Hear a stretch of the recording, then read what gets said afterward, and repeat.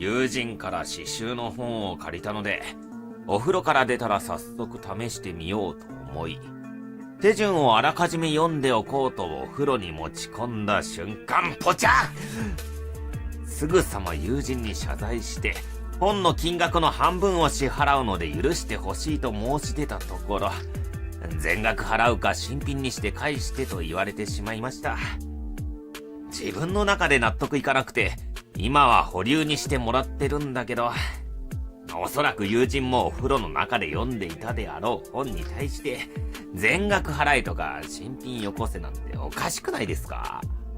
私的には半額支払うので許してもらえないなら、フリマサイトで購入して返すつもりだけど、やっぱりなんとなく腑に落ちません。私の書き込みに対して性行為と言われたが、フリマサイトだって支払いの時の振込手数料とか送料もかかるから、半額よりは多くなりますよね。今のところフリマサイト内で新品同様のものを半額で出品しているのを見つけたので、その人から購入しようと思っているけど、結果的に時間も割いています。せこいは侵害です。それと借りた本をお風呂で読むなんてとかも言われたけど、友人がよくお風呂で本を読むことを知っていたし、借りた本も濡れたのを乾かしたように歪んでいたのが見て分かったので、お風呂でパラッと読もうと思っただけです。何でもかんでもお風呂で読むわけじゃない。書き込みで反論すればするほどせこいだの責任感がないだの、みんな私ばっかり悪いみたいに言ってくる。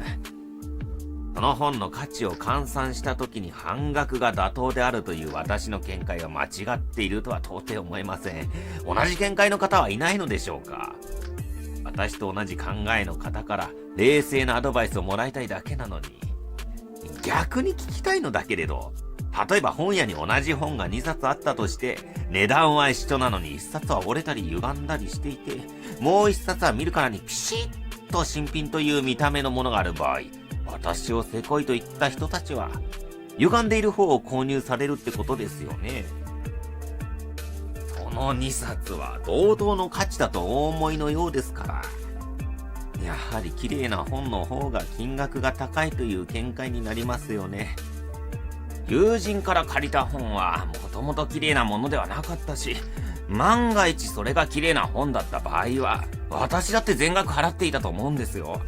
今は友人の理不尽な請求に納得いっていないという話をしていたんだけど、どうやら全額返金してほしいという意見が多いことは分かりました。言っちゃ悪いけど世の中には世知辛いというか、厚かましい人が多いんですね。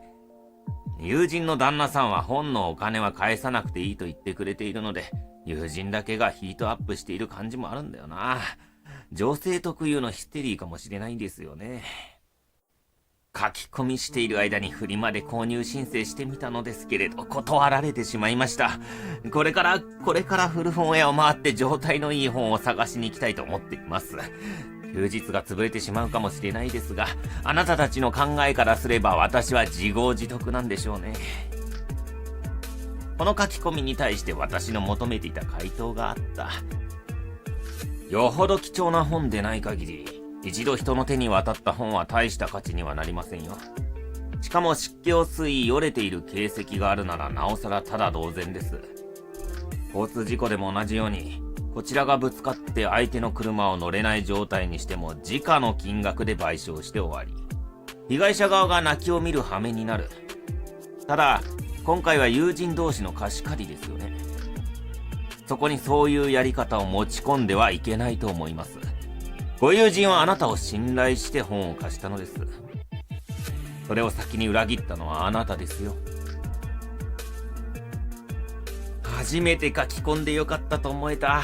この方の言う、車が壊れた場合時価になるということをすっかり忘れていた。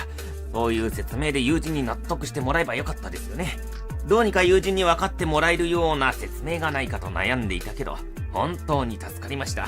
この書き込みをしてもみんな、私が意地を張っているとか、今回ダメにしてしまった本はあくまで自分の本ではなく友人の本であるということを理解しろとか、いろいろ非難されてしまった。私だって自分の本と他人の本で扱い方が違うことくらい分かっている。ただ今回、借りた時点で価値が下がっているのに、値段だけ立派に新品相当で請求されたので、びっくりして困っているんですという内容の話なんです。他の書き込みで、土日使って古本探すより、新品を購入した方が早いのでは？この人仕事したことないのかな？時間が無限のようにある人っていいよね。とあったが、おかげさまでパートもバイトも経験したことない。そういう意味で言うと、友人のようにお金と必死になっているより、私のように自分が納得できる考えを貫く方がいいと思っているので、ズレが生じるのは仕方ないかもしれないですね。借りた本は絶版でもないし、今でも普通に本屋に売っているような本です。ですので、意地になっているのは友人の方なんです。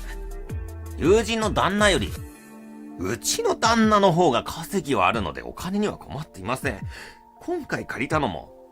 本屋で立ち読みしたとき、この本の中で作りたいと思えるのが半分以下だったというのが理由です。ケチケチした生活は送っていません。状態が悪くても、新品で返せと無茶を言う人が案外多いことが書き込みをしてよくわかりました。ただその意見は人として正しいのかどうかという観点から見ると、果たしてどうなんでしょうか。昨日のフリマサイトの出品者の方にもう一度申請したところ、他に購入申請をしていた人がキャンセルされたとかで、新品同様のものを譲っていただけることになりました。今の自分ができる限りのことはしました。ちょっと肩の荷が下りた気がします。先ほど車の時価の話を出してくださった方、本当にありがとうございました。今回はその説明は必要ありませんでしたが、今後何かあった時にこの話を頭の片隅に置いておこうと思います。皆さんに一言申し上げておくと、私は心の病気でもないし、決して金の亡者でもありません。お金を払ってしまえばスムーズにことが片付きます。でもお金を払って簡単に終わらせてしまうよりも、自分の気持ちはどうなのかということ、それから簡単に相手からの要求に応えてしまうと、相手が突き上がってしまうだけです。人としてどうかということをいつも念頭に置いて行動しているだけです。私にだって新品の本を現金で10冊くらい買えるほどのお金はありますから。それと、私に誹謗中傷している人がいますが、私は友人の旦那から何か困ったことがあればいつでも電話をかけてきてくれていいからと連絡先を教えてもらっています。私が世間知らずな人間だったら彼から好かれるでしょうか。私が世間からずれているなら、私のことが好きだった男性が結婚した相手である友人も世間知らずということになりませんか。よく言葉を選んで使ってもらえませんか。確かに私は昔から放っておけないと男性からよく言われてました。それで友人から嫉妬されていたのかもしれません。私はこのことについてと今回の本のことは一切混同していないつもりだけれど、友人は日頃の恨みつらみをここぞとばかりに投げつけてきたんだと私は思っています。今回のことを踏まえて、私は友人と縁を切ろうと思っています。こんな小さなことで金銭問題に発展させるような人であるなら、今後もちょっとしたことでまた話が大きくなりそうだと思ったからです。友人の旦那と私の旦那は会社の同僚で、大学時代の友人でもあるのに迷惑をかけてしまうなと気をもんでいたら、夕飯が作れなかったので、今外食から帰ってきたところです。彼女にはお金よりももっと大事にしてほしいことがあったとさりげなくメールしておこうと思います。それで彼女が気づくことがあれば、これまで通り友人関係を続けられますし、何もわからないようであればこのまま付き合いを終わらせようと思います。どう出るかこのまま様子を見ていようと思います。皆様、話を聞いてくださってありがとうございました。